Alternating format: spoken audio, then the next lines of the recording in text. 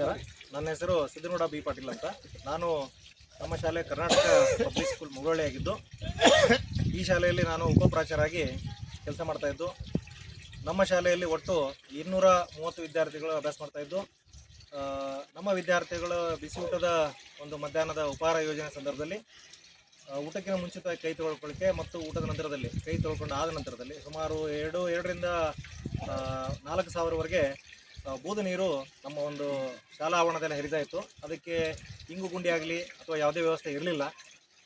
ನಂತರದಲ್ಲಿ ನಾವು ಮಾನ್ಯ PDO ಮುಗುಳಳ್ಳಿ ಅವರನ್ನು ಭೇಟಿ ಮಾಡಲಾಗಿ ಅವರು ನಮ್ಮ ಶಾಲೆಯಲ್ಲಿರ್ತಕ್ಕಂಥ ಪರಿಸ್ಥಿತಿಯನ್ನು ವೀಕ್ಷಣೆ ಮಾಡಿ ಸ್ವಚ್ಛ ಭಾರತ ಅಭಿಯಾನ ಈ ಒಂದು ಕಾರ್ಯಕ್ರಮದ ಅಡಿಯಲ್ಲಿ ಈ ಒಂದು ವಿದ್ಯಾರ್ಥಿಗಳ ಕೈ ತೊಳೆದಿರತಕ್ಕಂಥ ಬೂದು ನೀರನ್ನು ಒಂದು ಸರಿಯಾದ ರೀತಿಯಲ್ಲಿ ಅದನ್ನು ಚರಂಡಿ ಮುಖಾಂತರವಾಗಿ ಸಾಗಾಣಿಕೆ ಮಾಡಿ ಇಲ್ಲಿ 20x20 ಒಂದು ಇಂಗು ಗುಂಡಿಯನ್ನು ತಯಾರು ಮಾಡಿಕೊಟ್ಟಿದ್ದಾರೆ.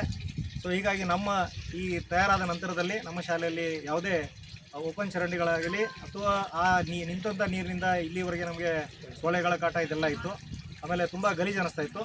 ಈ ಒಂದು ಪ್ರಾಜೆಕ್ಟ್ ಕಂಪ್ಲೀಟ್ ಆದಮೇಲೆ ನಮಗೆ ಅದು ಯಾವುದೇ ರೀತಿಯಲ್ಲಿ ತೊಂದರೆ ತಾಪತ್ರೆ ಆಗಿಲ್ಲ.